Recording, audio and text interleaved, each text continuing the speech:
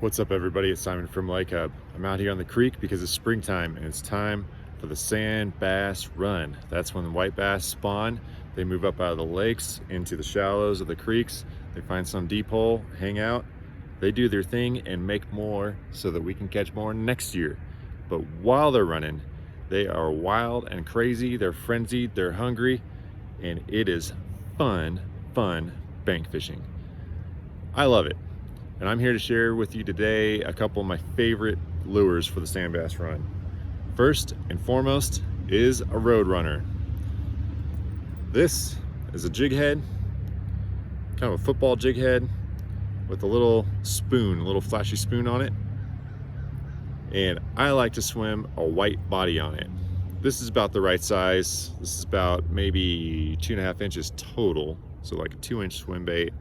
And these are awesome. This is my go-to. This is what I swim almost exclusively. I've got a few other lures to show you too that I never leave home without during the spring spawn, but this is number one. A red, orange, pink head and a white body are the ticket. I've been testing different lure styles, colors, and everything like that for about over 10 years. Over 10 years for sure.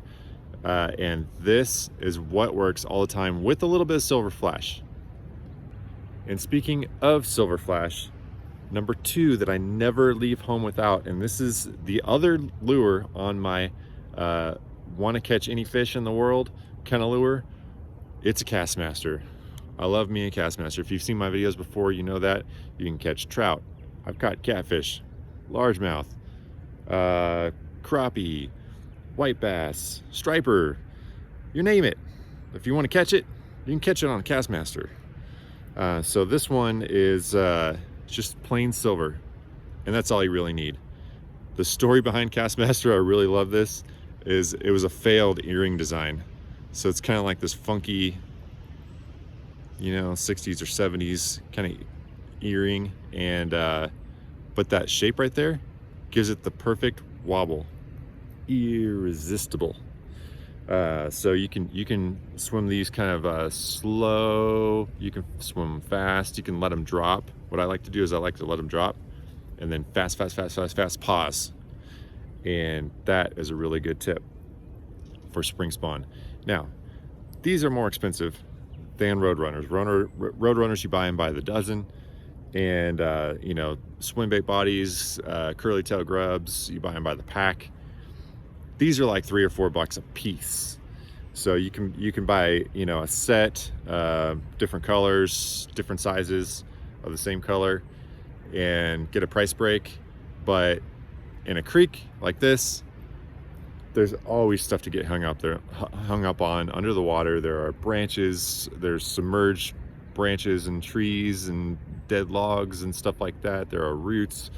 Sometimes there's old trot lines that people haven't cleaned out. And so you're always losing lures. So you hate to lose a $4 lure. What I do is I'll kind of scout the area with a Roadrunner. If I don't lose anything, then I know that it's good. And then I'll start switching up to my more expensive lures. Another one that's great to bring along is a Roostertail Spinner. These are great. Another really versatile lure that you can catch a lot of different types of fish on. You usually buy these in packs, and they come with a lot of different colors. So you pick one size and you get a whole, 5 or 6 different colors.